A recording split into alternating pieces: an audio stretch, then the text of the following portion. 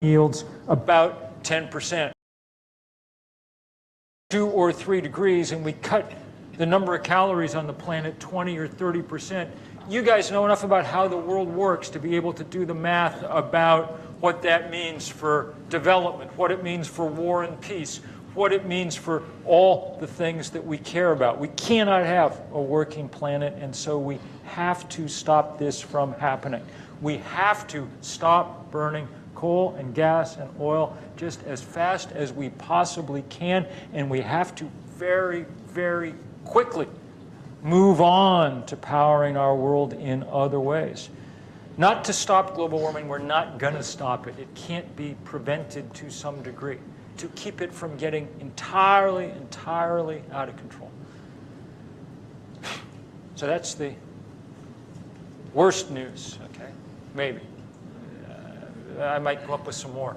But there's good news too. Things have changed for the better in certain ways over that 25-year period too, you know. 25 years ago, when we talked about things like solar power and wind power, we did it with our fingers crossed because this stuff was not ready for prime time yet, you know. That's changed. We can do it now. We can see what so close to sensing it so often.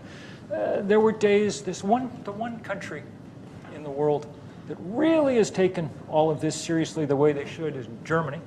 And there were days last summer when the Germans generated half the power that they orders. Now, Tina, our host here tonight, is German by extraction. She will testify, I think, that the climate of Germany is not quite like the climate of Hawaii. It's sort of foggy and Wagnerian, you know. But what they lack in natural resource, they make up in political will. As of last year, there were more solar panels in Bavaria than there are in the United States.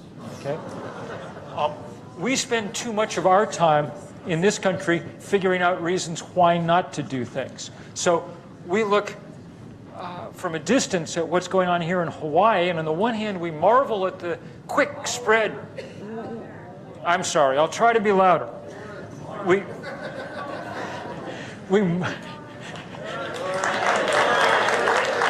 turn me up. You're not shaking. Okay, can move around. Good. Yeah, good. Place than in the country, 12% or something. But then we marvel even more at the fact that your electric utility, instead of embracing this, is trying to turn it off and say we want no more of it. That's exactly the kind of spirit that we do not need going forward in the world. We need the absolute and utter embrace of this challenge and the push towards it. Okay? So the good news is that we could do it. The bad news is that your electric utility is far from alone and, in fact, nowhere near the worst force in not changing at the pace. The reason that carbon emissions continue to go up, the reason that the United States over the last 5 years has emerged as the biggest producer of gas and oil in the world, passing or soon to pass both Saudi Arabia and Russia. The reason for all of that is because of the outsized power of the fossil fuel industry in our lives. Okay, that was the Capitol Hill year after year after year and explain that the worst thing that was ever happened was happening, and then watching a kind of 20-year bipartisan effort to accomplish nothing, you know, that's been entirely successful. That was where eventually, and it took me longer than it should have, it became clear to me what was going on. This is, when I say the richest industry on earth, no hyperbole. I mean, Exxon made more money last year than any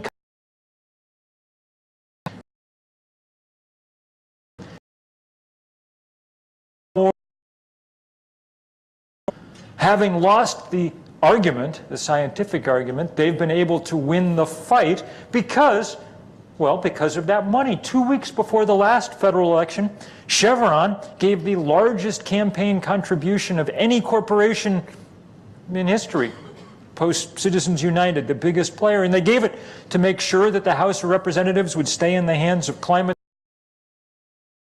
successful at that.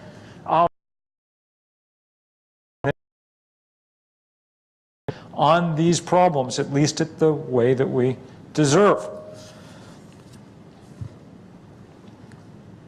So that's bad news. One more piece of good news, and I'll sort of continue in this vein for a while, so things will get happier. The good news is that sometimes money isn't everything, okay? Sometimes in history, we figure out ways to overcome that inherent advantage. And the way that we do it is by building movements. We're never going to outspend these guys, so we have to figure out a different currency in which to work.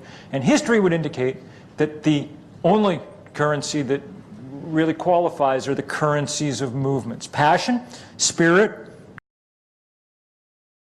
and our bodies and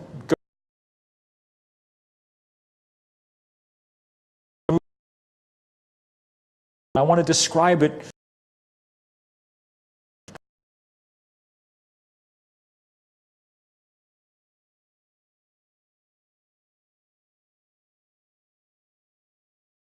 resistance to the fossil fuel industry all over the world. And some of it's people who have felt directly the depredations of that industry. A few people here were with us in Richmond, California last year when we went to jail outside the Chevron refinery, and it wasn't just because of what they in the forest of Ecuador, it was also because they'd sick people to the hospital with the release of chemicals from their refinery. So sometimes people like that. But all around the world, these groups and people are learning how to come together in a movement that can really matter. I want to tell you just a little bit about this 350.org thing that we started 6 years ago, because I think that it's well, it points us in some directions that we're thinking about.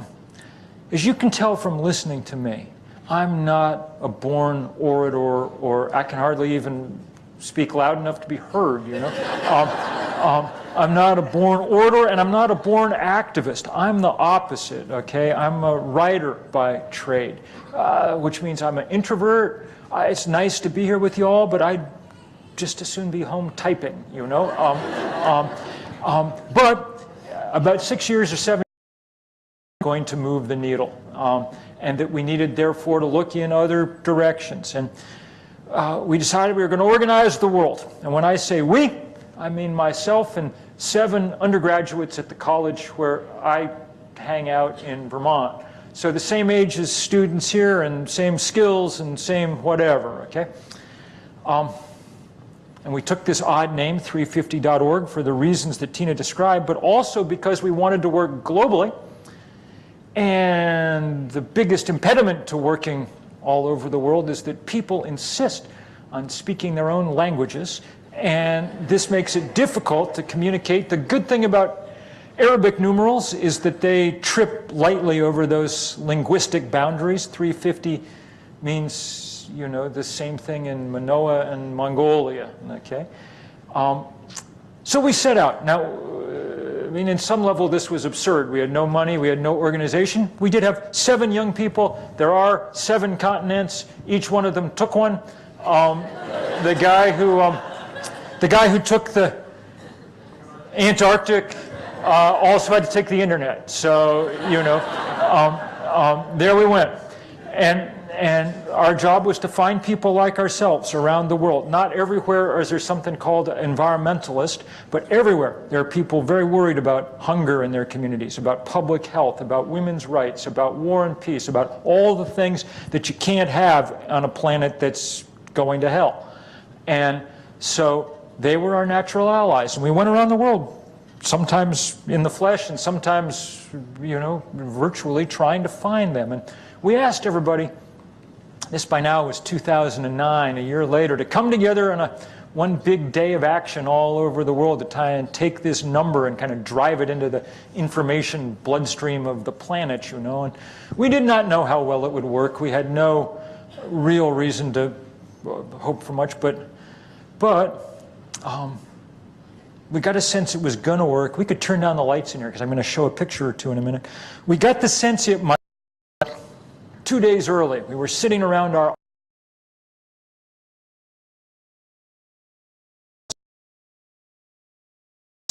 in Ethiopia, who, like everybody else, me included, were volunteers in this effort. And like many of our other directors, she was 17. And she was in tears. And she said, the government's taken away our permit for our rally on Saturday, so we're going to do it today before they can stop us. And that was brave of her, because it's not the nicest government, but that wasn't why she was crying. She just kept saying, we wanted to do this the same time as everybody else. We don't want to jump the gun and spoil it for everybody else. We're so sorry. We're so sorry we have to do it today. And we have 15,000 young people out in the street in Addis Ababa right now. If we turn down that light, yeah, then we'll really be able to see that. So, and so I was, you know, like, Luau, don't worry about the date. It's okay, you know. And for the next 72 hours, there were 5,200 demonstrations in 191 countries. CNN called it the most widespread history. And I just want to push through just a few of these fast, because the thing that struck me as I watched him come in was that I had always been told that environmentalism was something that rich white people did, and that if you worried where your next meal was coming from, you wouldn't be an environmentalist. And it just turned out that that was nonsense. Most of the people that we were working with around the world were poor and black and brown and Asian and young, because that's what most of the world consists of. And what do you know, exactly as interested in the future as anybody else, maybe more so, because the future bears down hard on you in a lot of these places. And great creativity, you know, brought to bear. Don't laugh, that's Waikiki, you know, in the first time in this kind of work. There's the head of Muslim South Africa, next to him the leader at the head of a huge multi-faith march. There's our biggest evangelical liberal arts college in the country, Billy Graham's alma mater. I'd been to the Holy Land to do some organizing, been to Bethlehem, hard place even to get to these days. Everybody wanted to do something because the Dead Sea has been shrinking dramatically as temperatures rise, but there's too many military checkpoints. So the Jordanians said, we'll make a big 3 on our beach. The Palestinians said, we'll take beautiful. We did 300 big demonstrations across China. A couple of them got busted up by the police, but most of them went ahead. China's a really important country. They're doing things wrong and they're doing things right, and they're going to be a big part of the equation. Here are our brothers and sisters in the Maldives, okay? Maldives in the Indian Ocean, one of the most beautiful countries on earth. There's just as paradisical as this place. It's a 5,000-year-old culture spread across an archipelago about 1,000 miles across the equator in the Indian Ocean. It's not probably going to be a 5,100-year-old culture, because the highest point in the archipelago is 1.5 meters above sea level. Okay? But they're trying. That was the Student Government Association holding their meeting in the lagoon to make the point. This was the biggest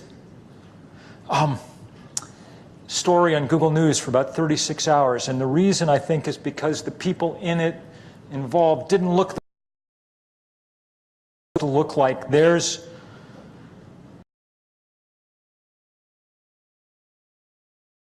all the women in that zero there are in full black burqa, okay? Exactly the same place. They're not thinking about themselves. They're thinking about the future and about other people, and it's beautiful to see. Even in oil-rich, there's Abu Dhabi, oil-rich sheikhdom. You can see some oil-rich sheikhs down front. wiser than some of your oilmen. You see behind them the edge of the earth. These guys, I think, are set on remaining rich no matter what. More power to them. Ended up in a file that were just marked 350 adorable, okay? And they really were adorable, and they really were hard to look at sometimes. The eyes of that girl in the middle just kill me. I mean, they're probably going to be refugees in the course of their lives and not for anything that they ever did. So we keep doing this kind of work. We've had 20,000 rallies around the world, every country except North Korea.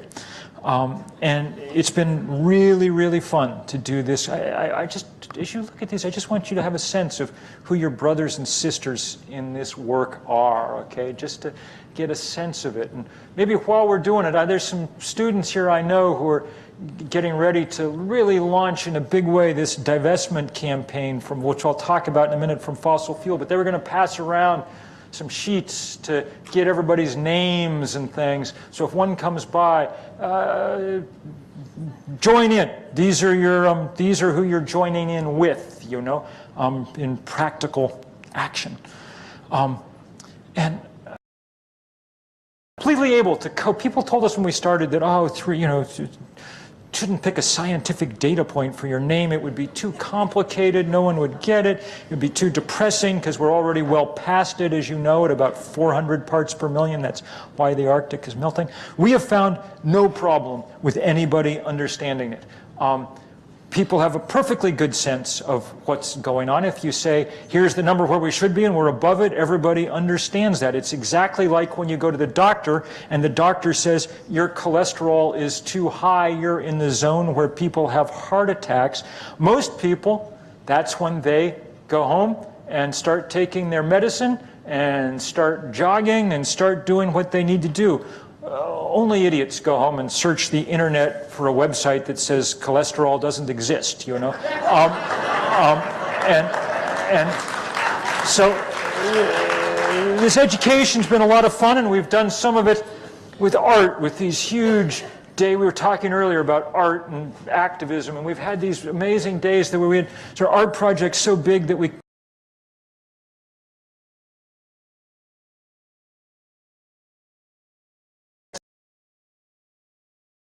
asked 3,000 of his closest friends to come to Brighton Beach in the UK, and they gave them all blue raincoats, and they made that image of King Canute trying to hold back the rising seas, you know, and there's people evacuating the house in the Dominican. And I think my favorite came from the increasingly drought-ridden southwest of the United States.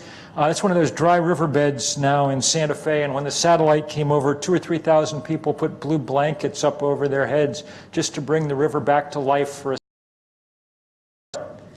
This kind of education is great, and I'm glad we've done it, and I've enjoyed doing it. And if we had 100 years to deal with this problem, this is just what we'd keep doing. And we would change the small things in the small ways that it's, you know, you'd put solar panels on your roof and your brother-in-law would see them and he would get the hybrid car, and on and on and on. And within a couple of generations we'd be where we needed to be, and it would happen in a nice, non-traumatic, easy way that's better for our institutions, and we would cheaper and everything else. Our problem is that physics is calling the dance here, and we don't have a couple of generations. We have very short time, and because of that, individual actions aren't going to solve this problem. It's a good idea to put on solar panels. I've got them all over my house and plugged into my electric car and on and on and on. And I love it. But I try not to fool myself into thinking that that's how we're going to solve this problem alone. It's a structural and systemic problem. It's rooted above all in the fact that the fossil fuel industry alone among industries gets to pour its waste out for free, to treat the atmosphere as an open sewer. By this point, every economist, left, right, and center, has said that this ability to externalize the costs of destroying the planet should be taken care of, that we should put a price on carbon, that if we did, we'd be making serious progress in the right direction. We don't do that because of the power of the fossil fuel industry, and so we have to start standing up not just through education, but through actual, sometimes, confrontation to the power of that industry. And I'll just show you a couple of things here. Some of you have heard about this fight over in the mainland that we've had on this Keystone pipeline thing, okay? And it's important in part because there's a lot of carbon that comes down.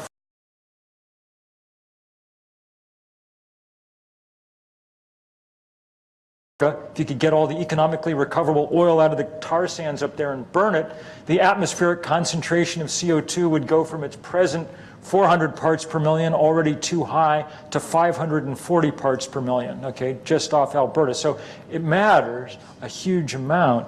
And it mattered more because for once, the president would be able to make the call himself on this one. He has to sign off on the permit for this pipeline. He doesn't have to ask the Congress or the Senate, which is just as well because they're not going to be much help, okay? So because he, for once, had the power to do it himself, we decided to ask him. You know, he'd said a lot of things when he ran for president in 2008 about climate change. And so in 2011, we went to D.C., led by Native people whose land has been wrecked in this tar sands, and led by ranchers and farmers in the middle of the country whose land is about to be sacrificed, but joined by people from around the country who cared about climate change. And we had the largest civil disobedience action about anything in 30 years in this country, and 1,200 people went to jail, and that was enough to get it delayed for, we went back to the,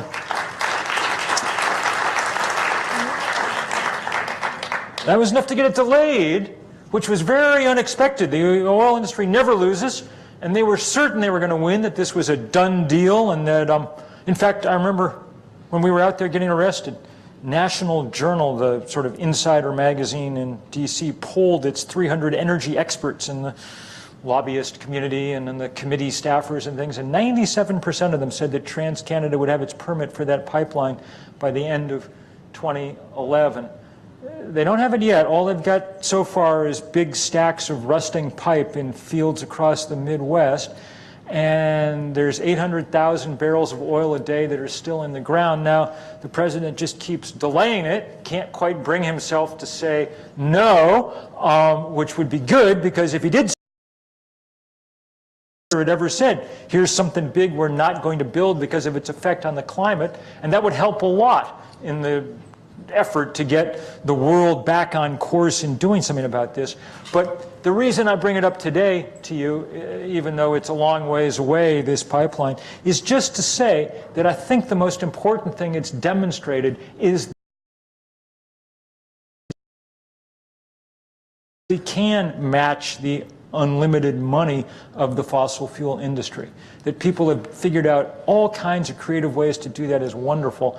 And as much as I'm happy to be here today and promised long ago I would, I'm kind of sad not to be in D.C. right now this week, because the Native community and the ranching community have joined together in what they call the CIA, the Cowboy Indian Alliance, and they are there in D.C. camped out in teepees on the mall, and they took horses up to the White House yesterday, and today they inflated a pipeline across the reflecting pool, and though they were violating a lot of laws and risking arrest by doing it, they didn't get arrested. They're terrific. The whole fight has been terrific, and it has brought people together in so many ways. And the same kinds of things happening all over the world. Okay, I'm going to see if I can make it happen. I'm going to show you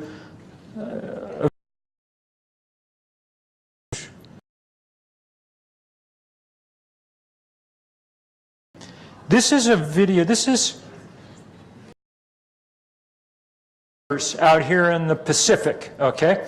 As you know, many of these small island states scattered around the Pacific are in much worse trouble than Hawaii because they're lower to the water, okay? They have little room in which to retreat, and so they're really the canaries in the It's almost, I mean, they're more like the coal mines in the Canary almost of climate change. And there's some of the people who have stood up profound. And we do a lot of organizing there. We love our colleagues in the Pacific. So I'm going to show you a little video, if I can make it come, that we did last year, just to give you guys some ideas. This was their slogan they picked was, we're not drowning, we're fighting. And here's a little video, just to give you guys some ideas about what the spirit across the Pacific is starting to be like, okay? Let's see if I can make this work.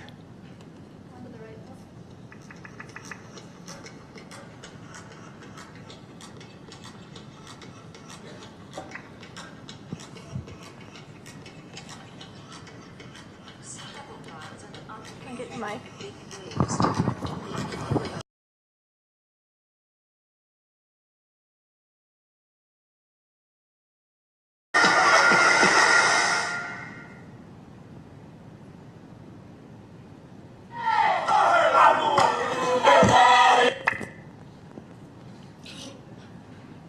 Don't worry.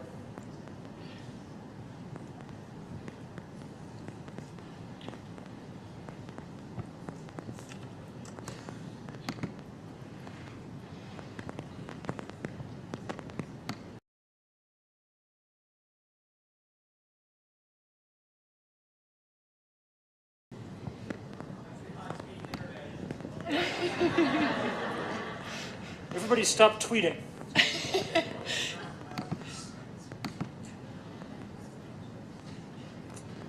Well, let me tell you about what was going on. Let me give you the mic back. And we'll see if it picks up while I'm talking. In 20 or more of these islands, just leave it there, and I think it might do its thing.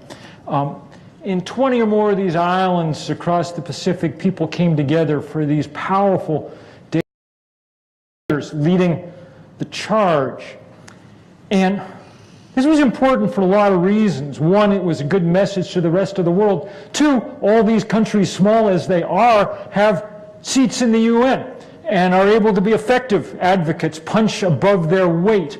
And they're continuing to do this kind of thing. Just this week, they launched the next of these rounds of action in the Pacific that I hope some people here will figure out. Across these islands, and they're going to paddle them as best they can, figure out how to get them to Australia to try to bring home to one of the biggest coal mining nations on Earth exactly what they're doing to the world around us. It's a powerful story. It's really powerful this week because 2 weeks ago in the Solomon Islands, they had the worst rainstorms they've ever had. Just unbelievable. They washed away community after community. People died, a lot of people. There's still thousands of people in a very small place living out of their homes, camped in the schools and things. And yet, our team there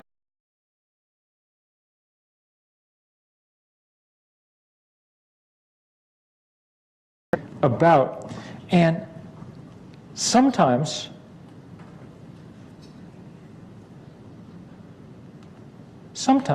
let's see if I can get this to go again.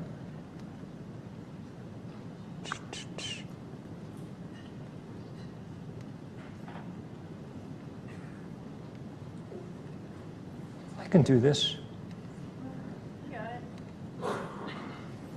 So, now we're back to the beginning somehow. That's all right. We're going to go already, okay? They're beautiful pictures, so there's no reason not to. Oh, I went too far. Sometimes this job really is about putting a face on things. The year before last, day of action to ask people to rally in communities around the world who had already felt the sting of climate change, to try and help people. That morning, the Heartland Institute, which is a global warming denier think tank, was in Chicago. And it was Ted Kaczynski, the Unabomber, and he was saying, I believe in global warming, do you? And I think the logic was, serial killers believe in global warming. I don't really know what the logic is. I mean, it's like, Hitler believed in gravity. Do you? I mean, but the like crazy people on climate change, okay?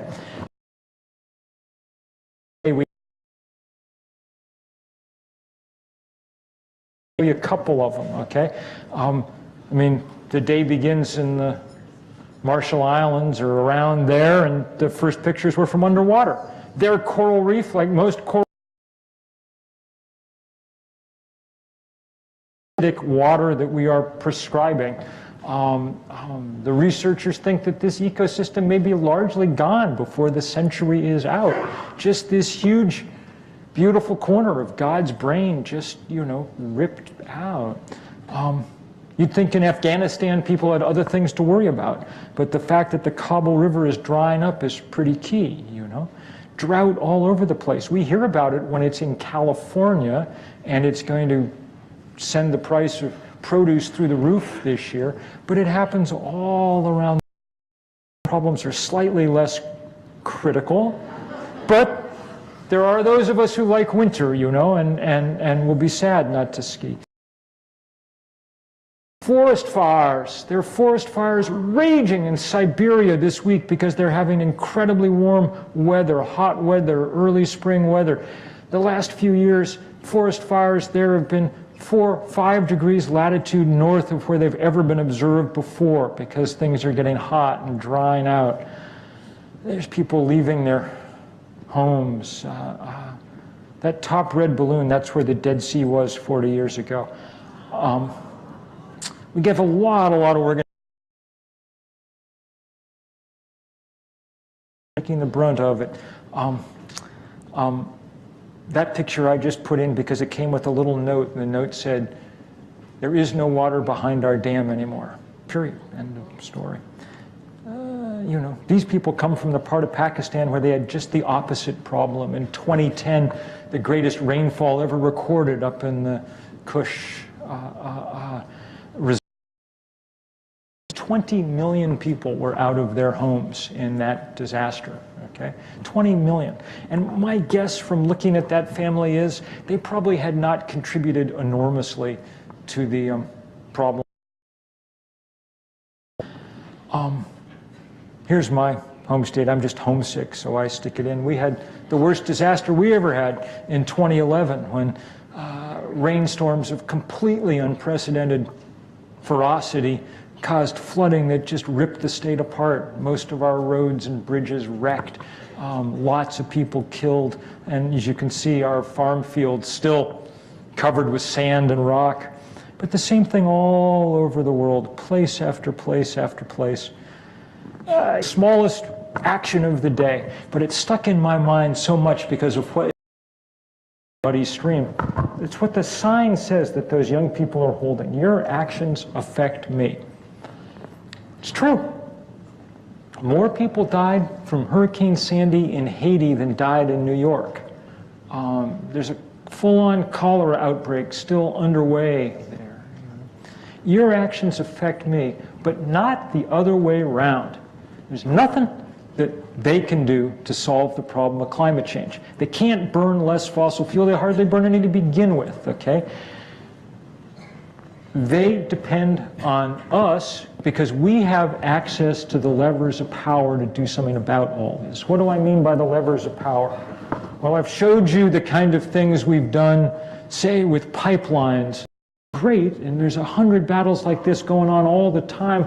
I just talked with our team in Australia who are sitting in outside this vast coal mine and getting arrested, But that's playing defense.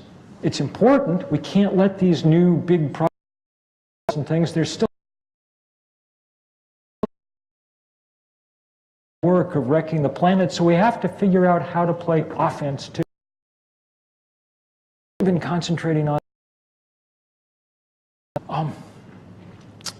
I wrote a piece 2 summers ago for Rolling Stone magazine. Those of you who keep your back issues, it was the one with Justin Bieber on the cover. Okay? And the curious thing was that I got a phone call the next day from the editor saying, this is weird, but your piece has 10 times as many likes on Facebook as Justin's. And it was not because it was so beautifully written. That may have had something to do with Justin Bieber, but it was because it laid out the whole new math of climate change in a way that I had never really seen, other people hadn't seen, and it drew on the work of a group of financial analysts in the UK who, for their own reasons, had done the work we should have done long ago of going and adding up how much carbon the fossil fuel industry already had in its reserves. And it turned out that they had 5 times as much carbon in their reserves as scientists think would be sufficient to take us past the 2-degree mark that the world has laid out as the absolute last red line for disaster. That is to say, they've already told their banks and their shareholders and their regulators that they are going to dig up, sell, burn 5 times as much carbon as is necessary to break the whole planet. Once you know those numbers, well, first place, there's no longer any kind of mystery to this, no longer any room for doubt about the outcome. If they carry out their business plan, the planet tanks, period, end of story. Which is actually good to know, you know, that this is not.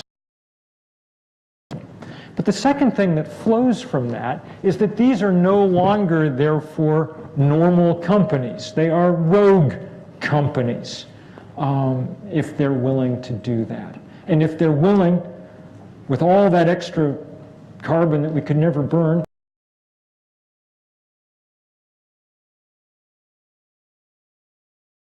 more carbon a day would do to transform energy systems instead. These are rogue companies. Their political power is enormous. We need to break that political power so we can do the common sense things that scientists and economists have been telling us to do for a generation. One of the ways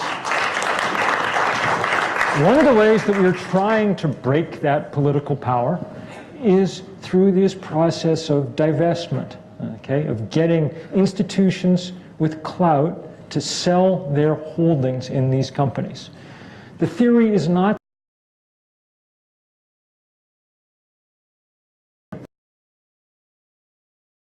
and the precedent, there's only really one precedent, is what happened 25 years ago when the question was apartheid in South Africa. And people were able to use this tool, colleges and universities and cities and towns. When Nelson Mandela got out of prison, the first trip he took was to the US, and the first place he came was to California to thank students at the UC system for forcing the sale of $3 billion worth of stock. They were one of 150 schools around the country that did that. And what he said was, you know, we fought for our liberation ourselves, obviously, but we could not have done it without you and without this kind of pressure. And that's what we're trying to do again. Last week, Mandela's great accomplice in that work, the Nobel laureate Desmond Tutu, one of the 4 or 5 great people on this earth, I mean, it seems to me, said, we need to take up this weapon again, this time against the fossil fuel industry. We've got to divest. He said, you know what? Africa burns less than we did. We need the world working with us to avoid the famine and the drought that we're already seeing. So far, this thing's going pretty well. Oxford University said last fall that this 18-month-old campaign is the fastest.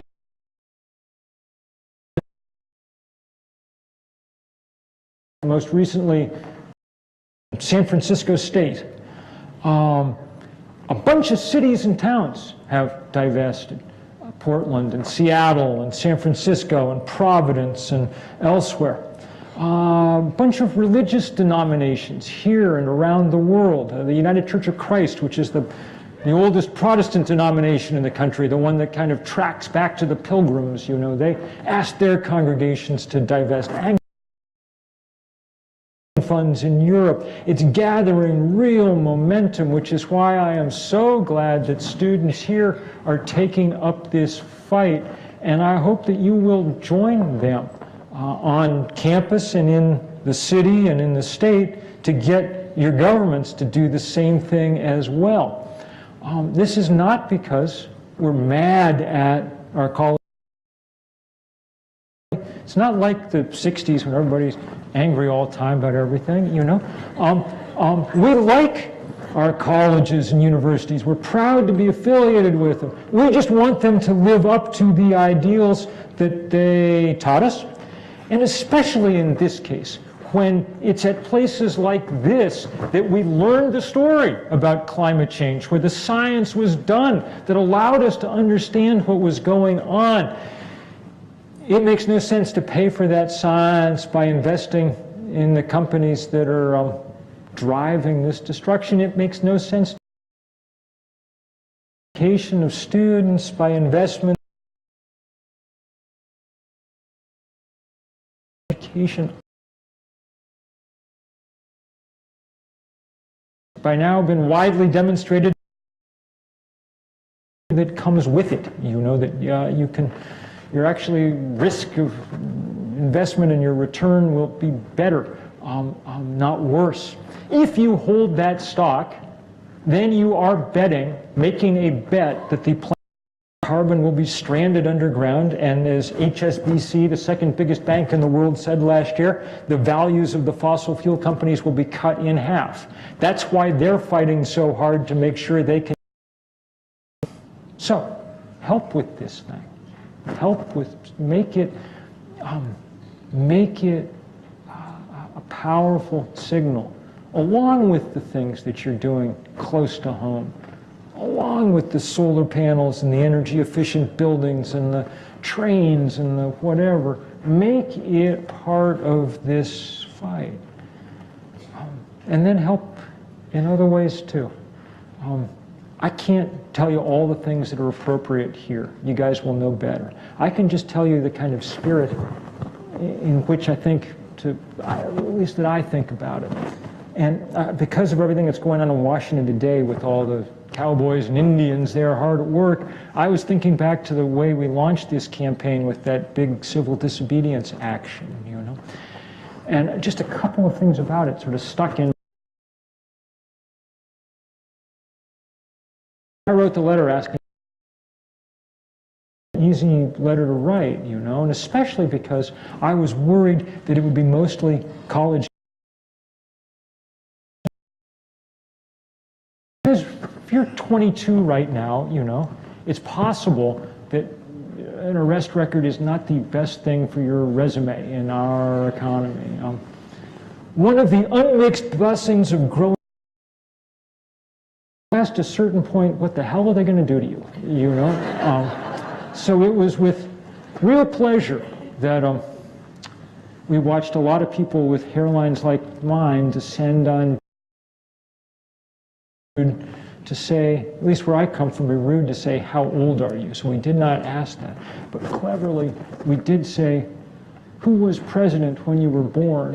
And the two biggest cohorts came from the FDR and the Truman administrations, okay?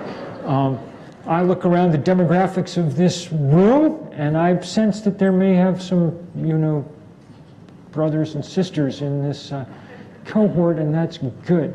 The thing that was best about it, I think, was that all the young people who were there got to see their elders acting like elders, acting the way that we need people to act in our society.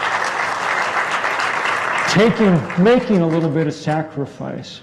And since we're at a university, let me just add, if there happens to be anybody in the room who has tenure, this goes triple for you guys, okay? I mean, you so make use of it, okay? The other thing we told people was, if you're going to come get arrested, would you put on a necktie or a dress for the day, okay? And the reason was simple. We wanted a visual way to say what kind of I've been trying to say the whole time here tonight, which is that there is nothing in the least radical about what we're talking about. Not at all. Radicals fortune by altering the chemical composition of the atmosphere. And you're willing to do it once you've melted the Arctic and seen it happen, then you are engaged in an act far more radical than any human being before you ever brought us out of the 10,000-year period of benign climatic stability that and the us. Those of us who are fighting against it aren't radicals or militants or extremists or conservative position to take, you know, that we'd like the world sort of like the way it was when we were born. So I will just end by saying I've got no guarantee for you that we're going to win this fight. I don't know. The science is pretty dark. It's not a good sign that the Arctic has melted. But I absolutely can a fight up and make a battle of it. Most important battle that maybe that there's ever been. And you know, I go around the world, and in lots of places, every day now, there are people meeting like this to try and fix this problem, and yet where they are willing. And man, it is always an honor to be in those places. And it's a great honor to be in this place tonight and say thank you for all that you've already done, and just to say I look forward very, very much.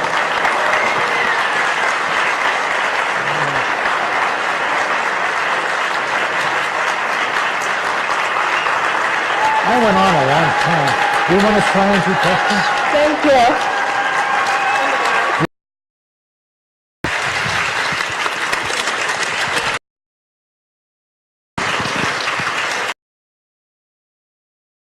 Thank you, everybody, so much, Bill, for that very informative.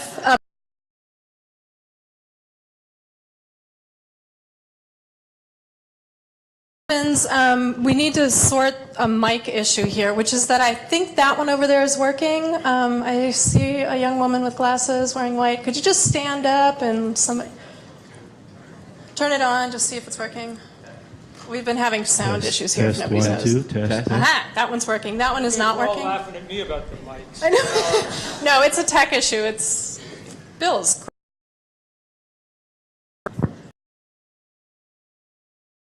Questions or comments or abuse or whatever is fine. I've laid it on thick, so that's all right. I'll just. Hi there, I'm Liz with World Can't Wait, and you know, I really like you a lot. Back And at I you. love the slideshow, but I got a question for you. In the framework of things, I'm wondering why you didn't talk about the U.S. military being the biggest user of fossil fuels. To me, that's super important to be mentioned. I really love the pictures in the slideshow, but I got to be honest, there's something very twisted about showing troops in Afghanistan standing there with a 350 when they invaded. And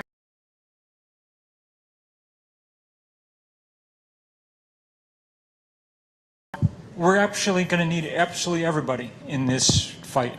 I agree. Not just the people that you agree with about things, but everybody. It's a global fight. And so if there are people who are U.S. troops in Afghanistan who want to take a stand on climate change, I was really, really happy to see that happen. I think that's important. The military does use a lot of fuel, though it's a sort of good way to remind ourselves of how of of the country's fuel. That's because the rest of us use so much. This is a structural and systemic problem that can't be one thing at a time that we do it. I think the way to think about it in terms of the military is, if you're eager to lessen the use and the power of the U.S. military and the amount of money that we waste on the military, then probably the best way to do it is to lessen our dependence on oil. Because if you look at the history of our wars and things over the last few years, or last few decades, it's been that thirst for oil above all else that's driven our foreign policy. As someone said at the anti-Iraq war rally that I was at before the thing even started, someone had a big sign that said, "How to driven things." So I think that that's an important part of what we're talking about. But I do think that if you're going to do sort of anti-war work and things, it's important not to scapegoat soldiers and things, that they were there and willing to be part of that's a good sign, not a bad one, it seems to me. I just want to add that while, you know, there's a lot of soldiers within the military that stand up for the right thing, the U.S. military as a whole absolutely does nothing to better the planet. Well, let me just add one more thing. One of the most interesting things that's happened in the last year is that the military, or parts of it, have begun to speak a lot about climate change as a serious threat. Admiral Locklear, who runs the head of the Pacific Command, said last year that the thing that now troubled them the most looking forward to the future was not Islamic terrorism, it was climate change because of its effects on instability. And he's actually correct to think that. If things happen as scientists, the destabilizing effects are going to be enormous. What happens when people are forced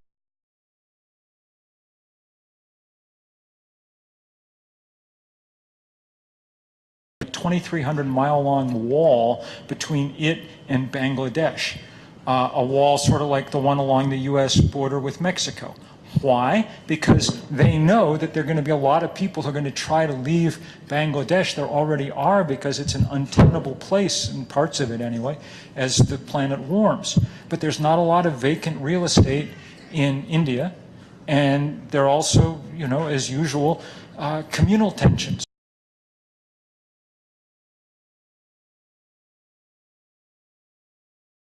Example of the kind of crazy instability that's going to break out.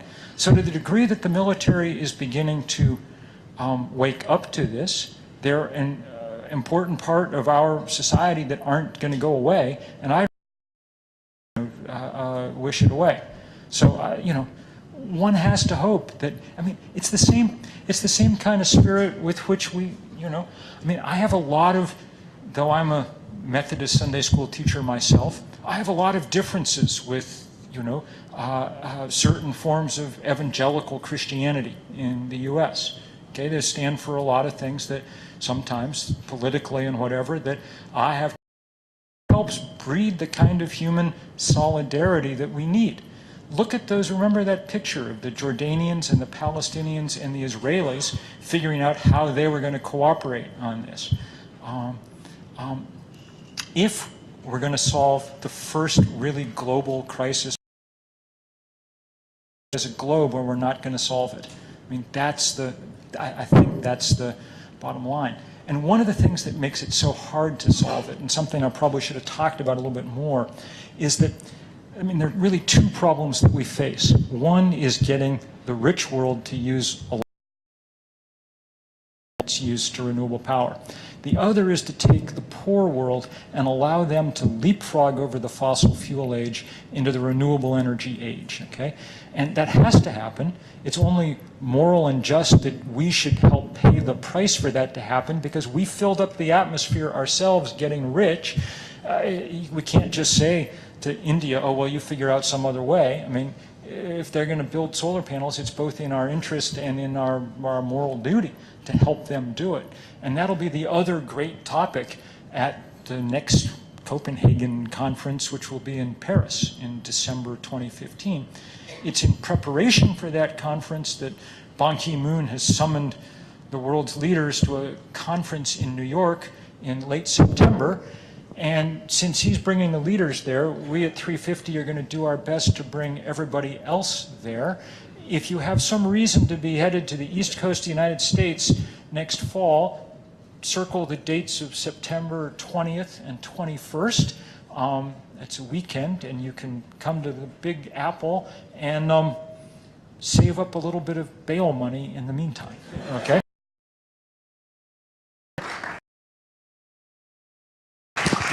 I think that mic is not working, but I want to take your question next. So you can either shout or run over here.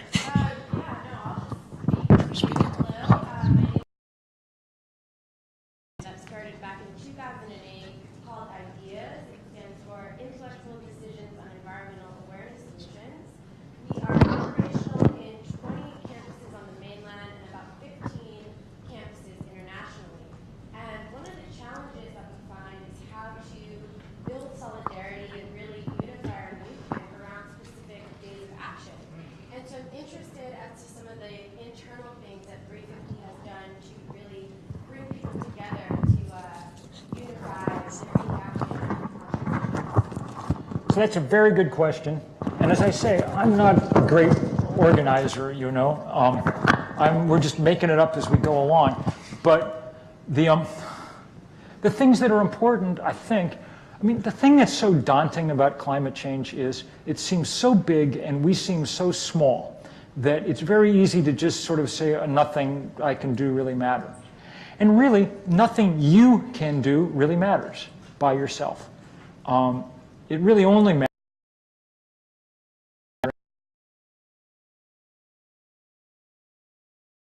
to people, to give people things that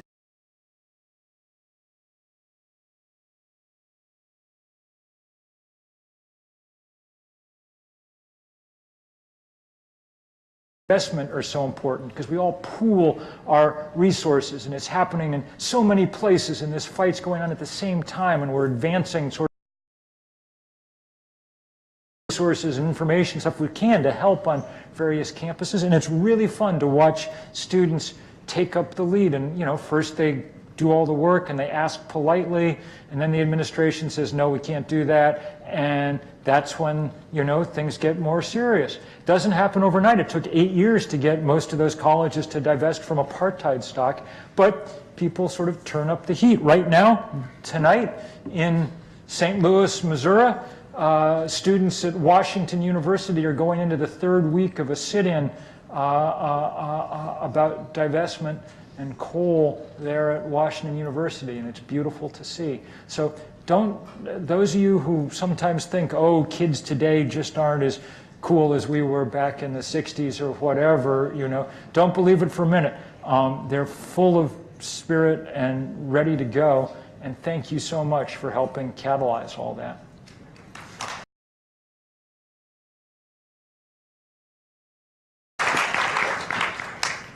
Bill, my name is Scott Kunyama.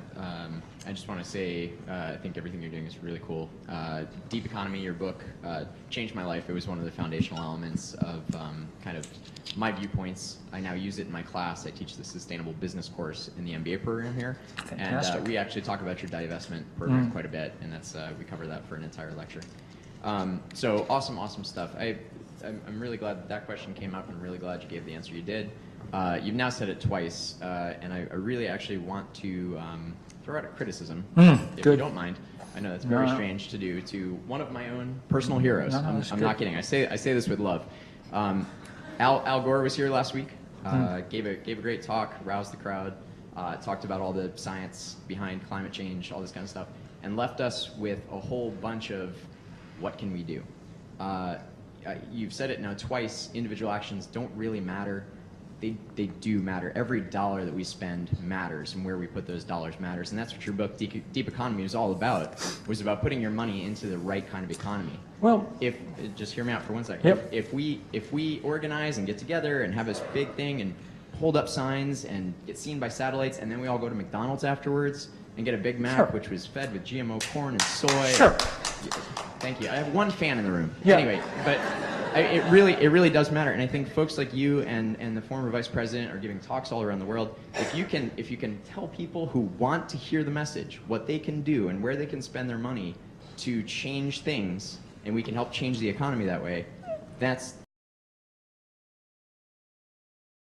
I click into my electric car, and I wrote a book, in part about not eating anything that didn't come out of my valley for a year, and it's all important, but I do try not to fool myself into thinking that that's actually how we're going to solve the problem. As I said, given several generations, that's how we would, but we don't have that time, and we don't realistically have most of the world's population with us. We've organized as hard as we can, and like most organizing efforts, there's 2 or 3% of people who are really concerned with climate change, concerned enough to make the kind of efforts you describe. So the question is, what do you do with 2 or 3 or 4 or 5 or 6% of people? Okay? Changing their spending habits and buying habits helps, but mathematically, it doesn't get us very far toward where we need to go. We need to take that 2 or 3 or 4 or 5 or 6% of people and activate them as a political movement that changes the structures that undergird the problem. In the end, this is a structural problem.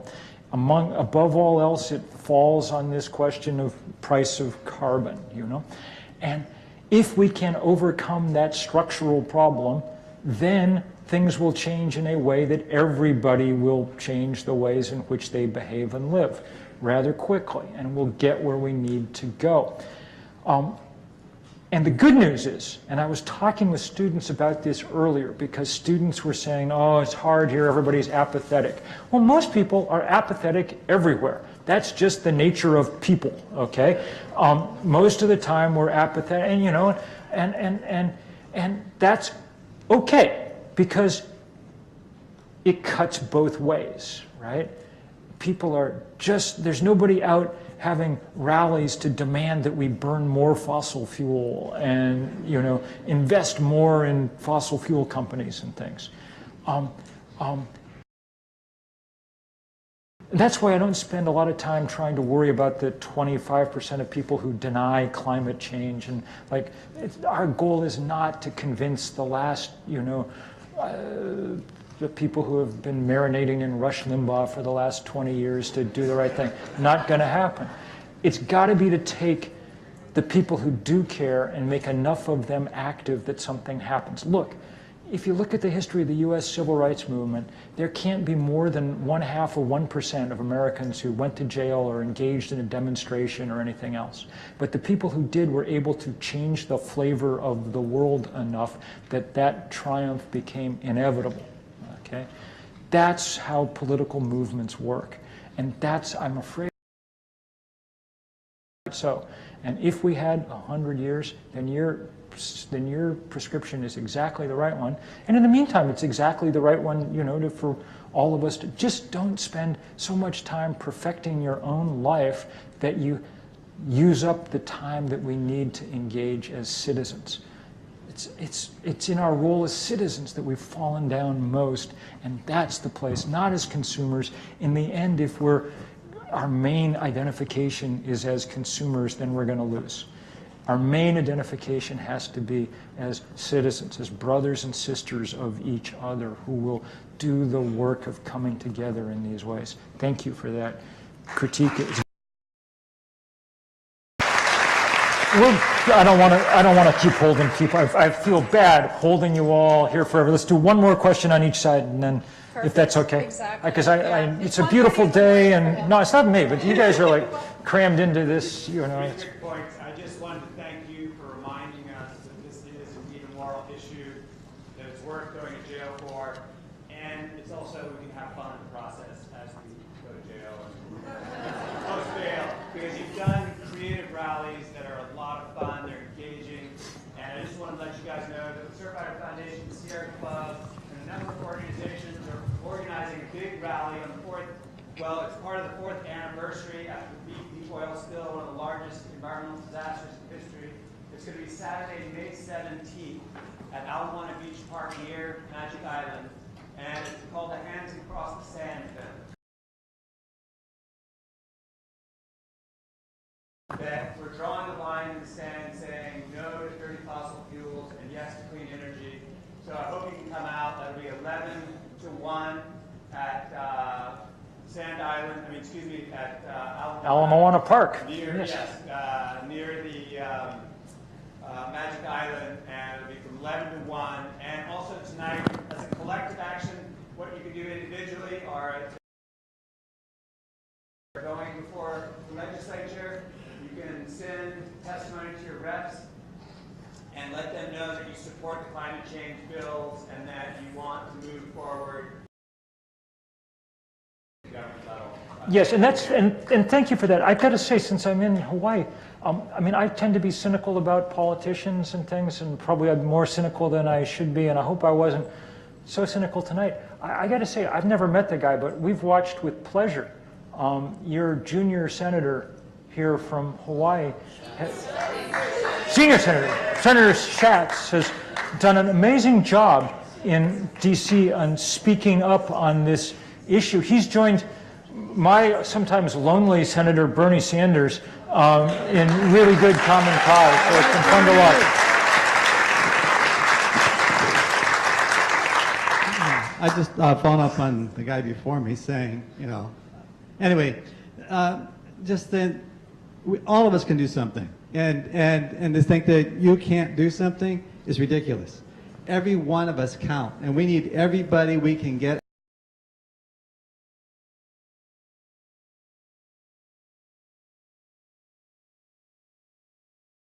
We've always been outnumbered, we've always been outspent, and we've won many, many, many times. And what it takes is everybody. So there are a lot of groups here, Club 350.org here locally, I Don't Know More Hawaii, World Can't Wait. There's a lot of groups here already who are working on climate change. And you join those groups, come out, help us. We're out there with 10 people, 30 people. We should have 200 people. We got 1 million people on this island. Come on, you guys. This is the end of the planet if we don't get together. So whatever you want to do, do it.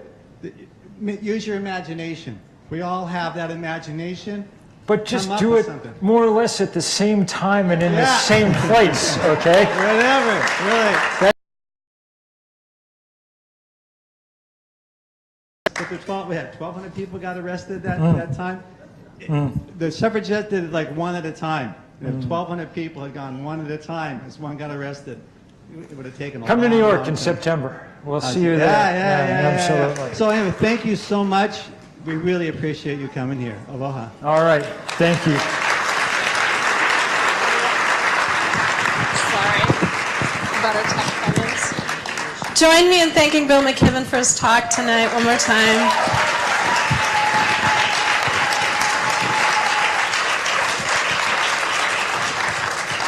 Books will be available outside for sale and for signing for a brief moment in time. Thanks for coming out, everybody.